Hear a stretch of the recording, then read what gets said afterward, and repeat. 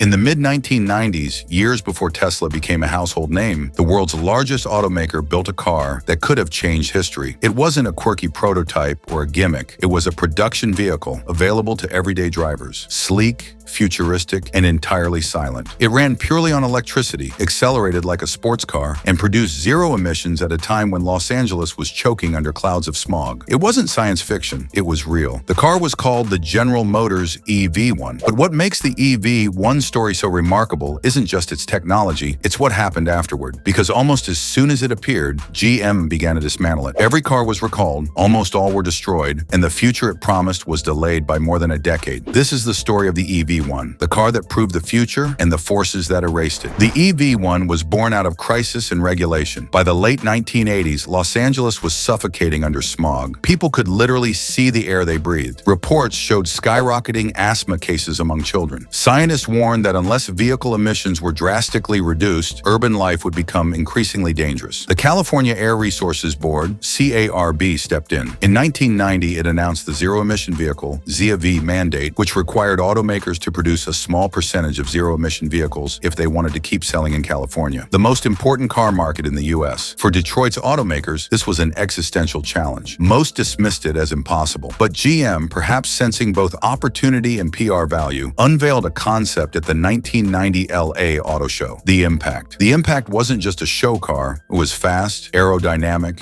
and surprisingly practical. GM even let journalists test it, and the response was overwhelmingly positive. Drivers said the instant torque felt futuristic. CARB regulators were stunned. This wasn't a fantasy, it was proof electric cars could work. Executives at GM found themselves caught off guard. They had built the Impact partly to show California that the mandate was unrealistic. Instead, they proved it was achievable. Thus began the EV1 project, a car that would move from concept to production in record time. When it finally arrived in 1996, the EV1 wasn't just another car. It was a bold statement. The world's largest automaker was pioneering the future. The EV1 wasn't just ahead of its time. In many ways, it was decades ahead. Aerodynamics. Its drag coefficient of 0.19 remains one of the lowest ever achieved in a production car, better than most Teslas and even some fighter jets. Construction. An aluminum space frame, lightweight composite panels, and magnesium wheels made it revolutionary in design. Performance. Its 137 horsepower motor may sound modest today, but with instant torque, the EV1 could sprint from 0 to 60 miles per hour in about 8 seconds, rivaling sporty coupes of the era. Battery options. The first version used lead-acid batteries with 70 to 100 miles of range. The second generation, with nickel-metal hydride packs, could reach 120 to 160 miles, remarkable for the late 90s. Charging. The Magni Charge paddle system made charging clean and futuristic. No plugs, no sparks, just slide the paddle into a slot and walk away. Drivers who leased the EV1 described it as addictive. They raved about the silence, the smoothness, and the futuristic dashboard. One driver said, "It feels like flying a spaceship but with wheels." Even the press was stunned. Motor Trend wrote that it might be the most significant car since the Model T. The EV1 wasn't just an electric car, it was proof that a major automaker could build something cleaner, better, and more exciting than gasoline if it wanted to. By the late 1990s, however, the cracks were showing. Inside GM, many executives saw the EV1 as a problem, not an opportunity. Each car cost between $80,000 and $100,000 to produce, yet leases were offered at a fraction of that. Unlike SUVs and trucks, which were raking in huge profits, the EV1 was a financial drain. But money wasn't the only concern. The EV1 represented something more dangerous, a shift away from gasoline. Oil companies quickly saw the threat. Lobbyists began working aggressively to pressure regulators. Studies were funded, claiming electric cars were impractical or harmful to the power grid. Meanwhile, automakers, including GM, sued California, claiming the ZEV mandate was unfair. Publicly, GM started changing its tone. Executives went from calling the EV1 the future to claiming there's no real consumer demand. The truth was different. Demand existed, but GM limited it. The car was only available in California and Arizona, only to select customers and only through leases. Waiting lists grew. People wanted them, but GM used its own artificial scarcity to to argue otherwise. By 2001, California, under immense pressure, weakened the ZEV mandate, and that gave GM the excuse it needed. The EV1 program was no longer required. The company quietly prepared to shut it down. When GM announced the recall of the EV1, the backlash was immediate. Drivers begged to keep their cars. Some offered to buy them outright, even at full price. Celebrities like Tom Hanks appeared on talk shows praising the EV1 and questioning GM's decision. Activists staged protests, chaining themselves to cars to stop them from being towed away. But GM was unmoved. They insisted the cars were a test program and could never be sold. One by one, EV1s disappeared from garages and driveways. The recalled cars were shipped to a remote facility in Arizona. There, under security, they were stripped of parts and crushed. Rows of once futuristic EV1s reduced to scrap metal. A handful survived, sent to museums and universities, but always disabled so they could never run again. For EV1 fans, it was devastating. One former lessee said, "It felt like losing a family member." For the public, it was shocking. Why would GM destroy a car that was so loved, so praised, and so far ahead? The answer, critics argued, was simple: protecting the oil industry, protecting GM's gas-powered empire, and avoiding the costs of supporting a technology they didn't want to succeed. The story became infamous, immortalized in the 2006 documentary Who Killed the Electric Car, which pointed fingers at GM, oil companies, regulators, and even consumer apathy. Ironically, by trying to erase the EV1, General Motors immortalized it. What was once a niche, futuristic car became a legend, a ghost haunting the auto industry for decades. The crushed shells of the EV1 did not erase its meaning. They amplified it. The EV1 became a rallying cry for clean technology advocates, environmentalists, and engineers who believed the future had been stolen. It was no longer just a car. It was a symbol of corporate fear, political compromise, and the fragility of progress. For many, the EV1 represented proof that we could have had electric cars decades earlier. The technology was not perfect, but it was real, usable, and loved by those who drove it. By destroying it, GM and its allies delayed the inevitable transformation of the industry. And yet, the EV1's ghost quietly shaped what came next. Several engineers who had worked on the EV1 later joined startups, research institutions, or even Tesla. They carried with them the lessons learned from the project: how to manage high-voltage systems, how to integrate electric drivetrains, how to improve battery efficiency, and how to design cars that felt futuristic rather than compromised. In many ways, Tesla was built on knowledge that GM had abandoned. Elon Musk himself would later cite the EV1 as a major inspiration, proof that an electric car was not only possible but desirable. Meanwhile, the public never forgot. The 2006 documentary Who Killed the Electric Car rekindled the outrage and broadcast the story to millions. Viewers were shocked, angry, and fascinated. For a new generation, the EV1 became a symbol of what happens when powerful interests sabotage innovation. But the most haunting question has always been, what if? What if GM had embraced the EV1 instead of killing it? What if the ZEV mandate had survived without compromise? What if, by the early 2000s, electric cars were already mainstream? The answers are tantalizing. Imagine a world where, instead of Hummers and Escalades dominating the early 2000s, efficient EVs had taken root. Oil dependency might have been reduced years earlier. The Iraq War, driven in part by oil politics, might have looked very different. Air quality in major cities could have improved dramatically, and the climate crisis, accelerated by decades of unchecked fossil fuel use, might have been softened. Even GM's own story might have changed. Instead of bankruptcy in 2009, perhaps the company could have been leading the EV revolution. Instead, it ceded that role to Tesla, a startup that would grow to eclipse GM in value and reputation. Today, GM is trying to reinvent itself with its Ultium platform, rolling out vehicles like the Hummer EV and Cadillac Lyriq. But the irony is sharp. The company that once destroyed the future is now scrambling to catch up to it. And yet the EV1's legacy remains untouchable. The handful of survivors, museum pieces with their drivetrains disabled, are treated with reverence. They are relics of a path not taken, artifacts of an alternate timeline where the EV revolution began in the 1990s. The truth is clear. The EV1 did not fail. It succeeded so well that it scared the very industries that relied on oil and internal combustion. Its destruction was not proof of weakness, but of strength. In the end, the EV1 left us with a paradox. It was the car that proved electric vehicles worked. It was the car that showed people would love them. And it was the car that taught us progress can be delayed, but never erased. Because once an idea is born, never truly dies. The EV1 was proof of concept for the future. And though GM buried it, the future eventually came roaring back, quieter, cleaner, and unstoppable.